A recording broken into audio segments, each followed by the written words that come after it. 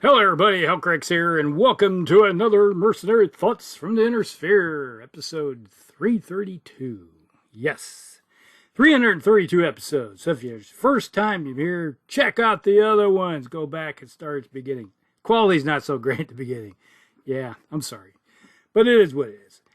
Alright, today we're going to be talking about Beast Mode Turkina, or Turkina, or something like that.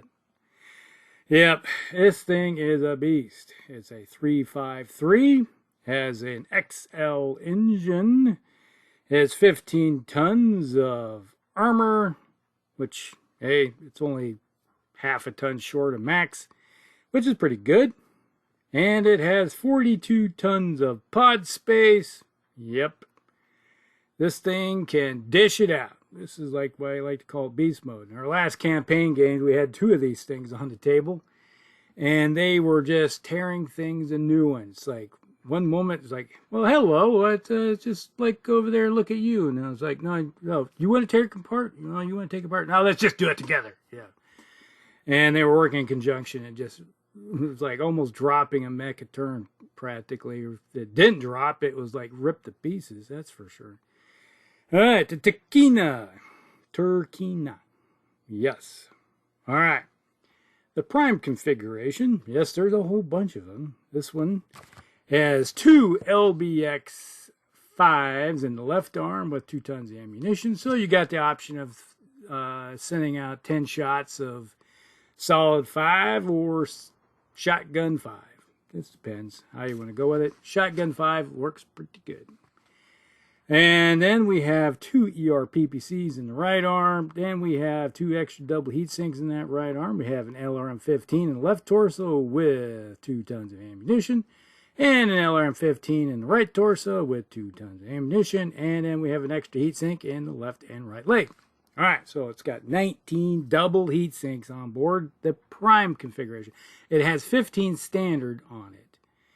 So a minimum it's going to dissipate is 30, but this one has 19, so it can dissipate 38. So it doesn't have a problem with the heat when you're firing the 2 ERPPCs with the LBXs, not a problem. And then you can just toss in an LRM-15 for, just a little bit extra and not worry overly too much. But, it is what it is. Now, let me just see, the prime, yes, so let's just look at the heat here, 30, 42, so 40, up to 40, 45, and you can dissipate 38. So, yeah, you fire everything, you're going up 7, which can be a problem. Typically, to be honest, when the games we played with the prime configuration, you're always going to fire the 2 ERPPCs, because those are your 2 hardest hitting weapon systems. And then you're going to fire typically the 2 LBXs and an LRM-15. So, and then you're just kind of doing the heat creep, depending on what movement style you're doing. And then you got to shut something else off. Now, if you're not moving by, say, if you say you're parked someplace, you can fire the 2 LRM-15s and 2 ERPPCs and dish out possibly up to 60. Typically, no, you're doing 9, 50, 12s. And that range, the bog standard average when it comes to LRM-15s, kind of scatter pack type of hits. But if you're working in conjunction with another one of these things, yeah, they can just tear holes into something. And then if you got any follow-on forces that have any crit hinting capability, yeah, they do good. Which is why I bring up the LBX 5s. Yeah, it's like typically that's what we were doing, was like tear a bunch of armor off with the ERPPCs and then shotgun at the last half of it. So you're firing those together. Now, one kind of issue I always wondered about this is that the LBX 5 is 7 tons. A LBX 10 is 10 tons. But you got 2 LBX 5s for 14 tons. Why not just put an LBX 10 on board with your 2 tons of ammunition and save that extra tonnage and throw it into some pulse lasers or something? That'd be kind of like how I would configure this one. Drop the LBX 5s and replace it with an LBX 10 and some medium pulse lasers for something up close. Yeah, that would be how I would reconfigure this one. It's an Omni, so it doesn't matter how you want to do it. It's like, that's how you want to play, let's do it. So this kind of reduce some reconfiguration. Or you could just go the route of adding maybe another heatsink or two. Yeah. And maybe 2 ER medium lasers and a couple more heat sinks, so you can take care of your heat problem that you're rising up with your LR15s and your ER PPCs. So, it is what it is. We'll just figure it out. Now, typically how we would use these things is, it's pretty common, is you're a 353, so you do have the capability of getting over some type of terrain. It's similar to the Supernova that we just talked about last week, where, yes, the jump jets, yeah, it's only 3, but with something as slow as this, being able to jump into a wooded hex, or going over some heavy woods or something that would take you a couple turns, maybe to jump or run through, you can jump over at one. It's like, go over top. That might be the way to go with this thing. So having a little bit of mobility is nice. And this mech, with all its different configurations, can be used in, it comes in different flavors. So a lot of times you find itself parked on a hilltop, something they're just banging away, ripping armor off. And then in the middle part of the game, it's like, okay, everybody's got tore up pretty good now. Go in and close the deal. And if you got a lot of close-in stuff, like if you're running LBX 10s, 20s, that kind of thing, yeah, then you're kind of a beat stick where you go in and you get into their face. So you got your partners back behind you tearing armor off, and then this guy, and then you have somebody come up close and just shotgun him in the face and just crit hunt him to death. Yeah, it's like many ways to skin the cat, when it comes to this. Now, the interesting thing is that this comes in at 29.5, 29.500 or whatever you want to call it. Close to that for battle value. So it is a bit expensive, but, it's a clan mech with lots and lots of goodies on board. So that's going to raise or lower your, depending on how you configure it, the amount of battle value you're going to be tossing out. So you may not have a lot of them, but, depends on the size of your game. Seems like most people like to play a game that, with like a handful of mechs against each other. We like to play big campaigns where you got a lot of toys on the table and turn it into a battlefield like we like to do that. So now, there are a whole plethora. It's an Omni-Mech. There's a plethora of different styles and designs. Now, you got the A configuration, which this is kind of interesting. I'm not overly a big fan of it, but it can get the job done. It runs fairly cool. You got 2 Gauss rifles and 2 LRM-15s. That's it. Yep. So you're running with, what, 2 tons of ammunition for each rifle. And then you got, what, 2 tons of, I think a ton of ammunition for each of the launchers. So this thing will start clicking short of ammo pretty quickly when it comes to those LRMs. I think I'd rather have gone with the 15s and kept the 15s on. Lower the amount of damage you're doing, save yourself a little bit of tonnage for more ammunition. Just so you can keep it in the battlefield longer without going click and dry. And it's slightly, just a tick over 2,900 when it comes to battle value. Now, this is a hard decision. Now, if it was Intersphere versus PPCs versus Gauss rifles, yeah, the Intersphere running with a Gauss rifle might make more sense because you're doing 15 versus 10. But when you got Gauss rifles on a clan mech, the ERPPC is doing the same thing. So it's like, well, I'd still rather have the prime configuration. That'd be my favorite way of going with it. So that's just my opinion, but that's kind of how I look at it. Now, there's the B configuration. This one has a pair of large pulse lasers, and ER large lasers, and medium pulse lasers, and ER medium lasers are tagged together with a targeting computer. It has 10 extra double heat sinks, and, well, you still have a lot of heat to deal with this thing, so you're looking at a lot of heat.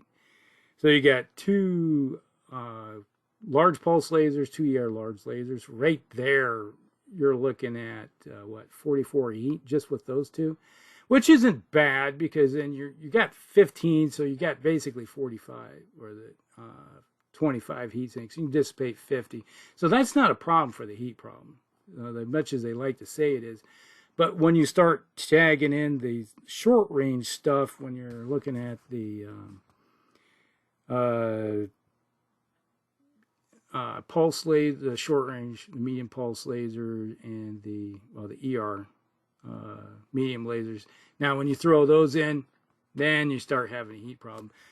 But that's not overly too big an issue because you're looking at it's like, am I going to short range stuff or am I going to shoot long range stuff? And a lot of times it's like I'm probably going to be shutting off the two ER large lasers and turn around and just replace them with the medium pulse lasers and the ER medium lasers.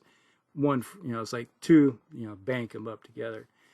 Yeah, it's like you're losing 10 because you're not firing the ER larges, but you are gaining more damage when it comes to going from 10 to 14 and not worrying about the heat problem that comes with that.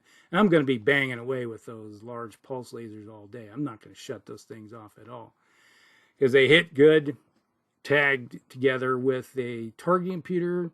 What's not to love? The only thing that's not to love is the battle value. It's like you're looking at a little over 3,400 battle value. But, you got something that don't have to worry about ammo, and it is just dishing it out. And we've had one of these on the table, and let me tell you, you don't want to see this one coming at you because typically it's hitting all the time. Yeah, it's not hard hitting weapon system, but it's doing a lot of damage to you. And if you got a decent pilot on board, yeah, it's like a no-brainer type of thing. It's like bang, bang, bang. Oh, here comes some more. You're looking at a lot of damage. It's like you can do out to 40, and then you get in close. You kicked it up to what, 44? So yeah, something like that. Or is it 48? I think it's 48. So yeah, it goes up. So that's a bit of damage that's being dished out. So there you go. All right, then we got the C configuration. All right, this is one it says it's designed for urban combat. So it has an LBX-20, okay. It has a pair of large pulse lasers, and it has a Streak 6 and a pair of medium pulse lasers, and it has anti-personnel pods and machine guns and flamers for taking care of infantry. Comes in at 2,800 battle value. Yeah, this screams totally 100% city fighter. Because if you're facing off against, let's say, inner sphere infantry, yeah, this thing will tear them up and spit them out and have them all doing the Bernie dance. Because you're hitting them with the machine guns and the flamers, so you're just cooking them out of buildings with no problem. And then if you get hit with battle armor, you got something to do a little bit of damage to them. But you hit them with all the other weapons and follow up with the LBX cannon on board. Yeah, that's a lot of 1 points damage that you hit the battle armor with. It's like they're gonna know you're there. It's like they're not gonna be like, oh, okay, maybe not this guy. But yeah, that's one of those mechs that you have to get in fairly close. Yeah, your longest range weapon, you got a pair of go out to 20 with the large pulse lasers, which is good. Right? I'm not gonna scream and holler that it's not bad. Then you're dropping down to 12s. So you got 20, then 12. So a lot of your firepower is up close. And it doesn't have to worry too much about the heat. Because you're doing 24 and 32. So yeah, it's not that bad. It just, how you're going to look at it is your movement modifiers will affect some of it. And then if you're firing the flamers up close, okay, that can cause some heat problems. And then you got to figure out what to shut off to get out of the way. Now, that's the one thing I did say about you got the jump jets. Yeah, if you could heat your mech up and then jump out of the way and hide for a turn and before coming back to say hello again. So that's one way to look at it. And then we got configuration D. All right, configuration D. All right, oh, there you go. Come back here, pop up. All right, this variant has a pair of ATM-12s. Okay, that's not too bad. It has 10 tons of ammunition. That might be a little overkill. And then it has a pair of ER medium lasers to back it up. I probably would have gone with 2 tons less maybe of ammunition and gone with a couple more ER medium lasers just to give yourself a little bit more damage output at some range. And then it's coming in at slightly over 3,100 battle value. So yeah, there is that. But, you know, the ATM-12s, let me look here real quick. I just forget what the size of that ammunition is on the ATM-12. I think it's 6. Or is it 5? 5. All right. So you do have 10 tons, so that's 25. That's a bit shooting. Now, you're probably going to, I don't use the middle range ones. I just go long range. And then by the time, typically, you're looking at, because the range of it isn't all that great, to be honest. So I'm usually going to be going with the short range stuff. So you just do a big burst of damage real quick on it.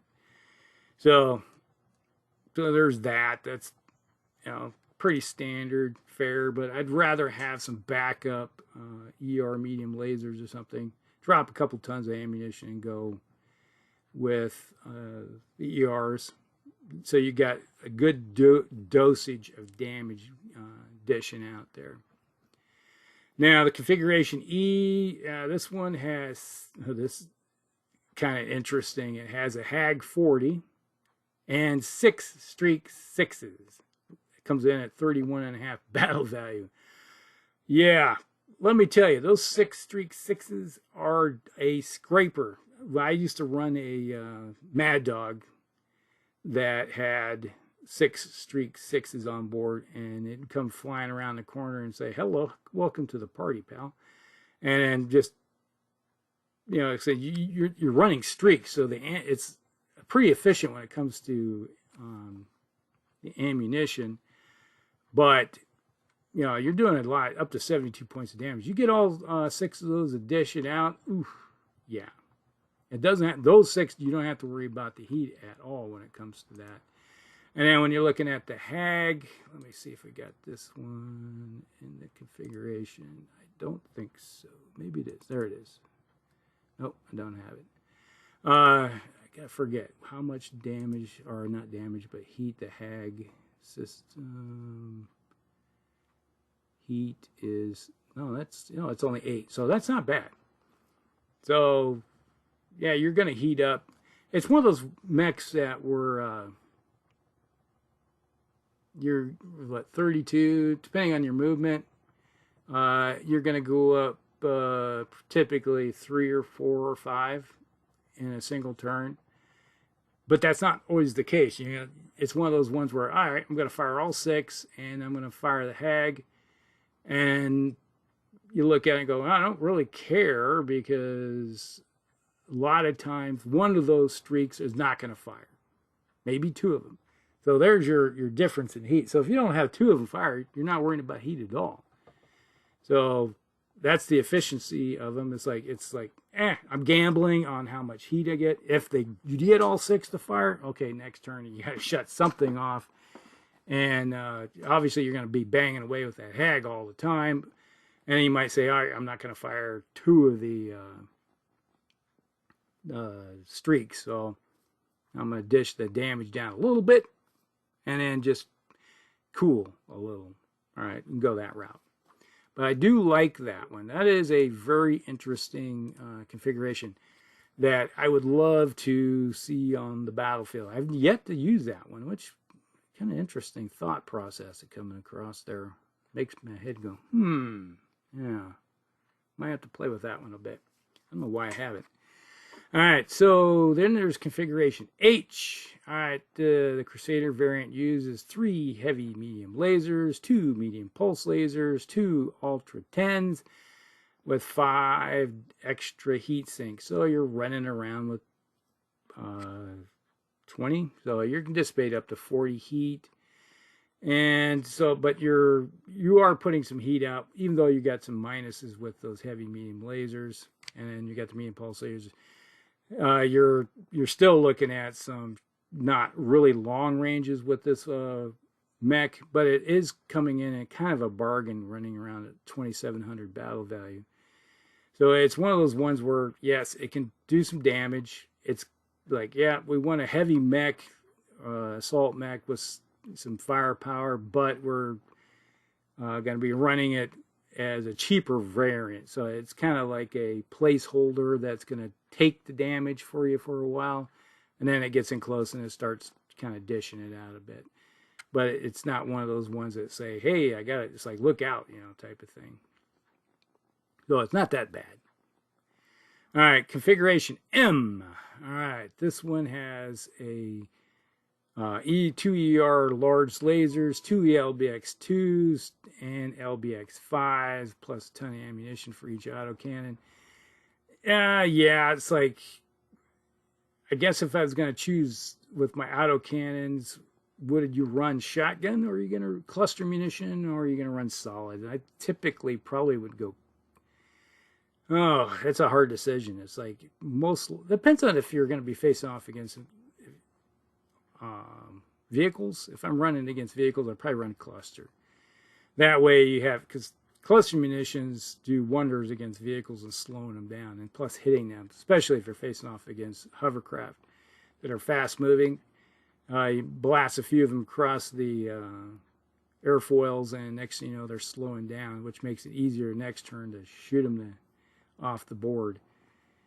And then you're supplemented by an LRM5 in each torso, and it also mounts a medium pulse laser. It has 16 double heat sinks. So, and this one, another cheap version. This is like your econo version, because it doesn't do hardly damage. Comes in at 2,500 battle value. Personally, you probably could have gotten by with, I'm thinking, maybe swap those LBX2s into something else, maybe. Yeah, it's like drop those two and give another ton of ammunition to your LBX5. At least give them some more options for what you want to use. And then maybe toss in, you could even add up a couple more LRM5s for that matter. You never know. But I'm not a big fan of it. This one's kind of screams anti-VTOL / vehicle configuration, to be honest. But it doesn't scream at me, say, hey, I got to take this one. Now, there's configuration T. This one has a left and right torsos, carry streak 15s, and a ton of ammunition. All right. Yeah, this is guaranteed when it fires, it hits, with some good damage. All right, you got that. The left arm carries a pair of proto mech AC-8s and 2 tons of ammunition, while the right arm carries a pair of ER-PPC. This is kind of harkens back to the original configuration, but with some more advanced weapon system. You're looking probably around with it. When did the LRM streaks come in? I can't remember exact year, but it's down the pipeline a little bit from where I'm sitting with this book. But yeah, it is kind of it's like taking the prime and then reconfigure it with more weapon system. But the proto mech AC-8s, I'm not, yeah. Is that something you really want to run around with? It's hard to say. All right. Then you get configuration U. This one's designed for space operations. Yes, we're going to space. And it has a system that prevents you from having, if you get breaches in your system for out in space. So, yeah. Void. It's a void warrior. All right, so this one has the protective system with coolant liquid tanks.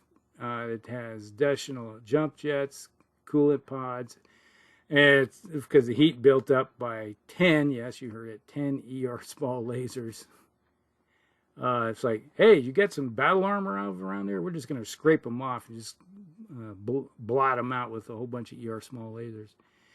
And then it has a twin LRM-15s and ATM-9 with an active probe. And it has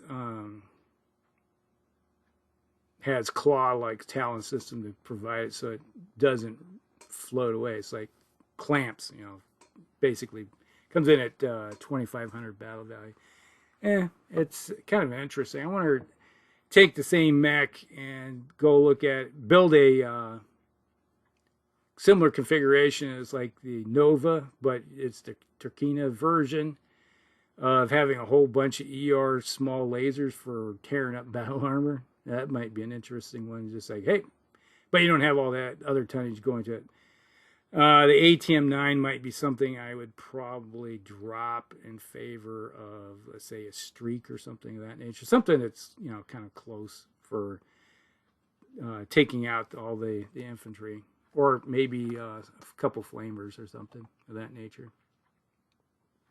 Configuration X. X marks the spot.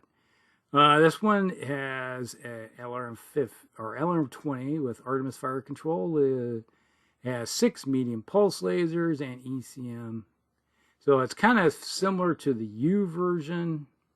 Comes in at about 3,100 battle value.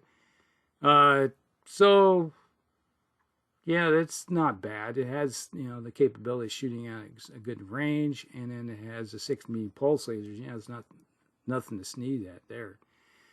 So yeah, you're looking at 24 or 30 right there for here. So yeah, it's one of those ones where you can tear up some battle armor. You can tear up fast-moving mechs or anything of that nature. And there's Z configuration of the zombie apocalypse.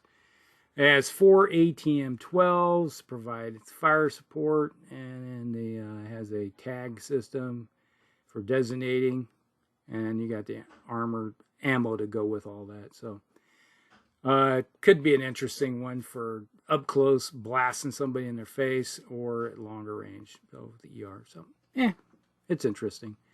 I don't know if it'd be one that I might go with, but you know, it's an interesting thought. But overall, the Turkina is an interesting mech. It has lots of options, especially when you got 42 tons of pod space, so you can configure it however you want it. But I gave you some ideas how I'd run with it.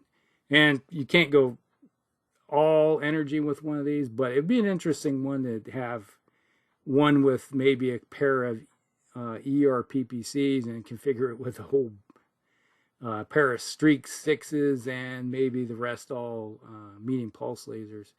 So you got your long range firepower and then you got your short range stuff. That might be a way to look at something right there. That'd be kind of a cool one to try out sometime. So that's it. That's the Turkina. Hope you guys like it. Like and subscribe, share with your friends, and we'll see you in the next one. Elkrix out.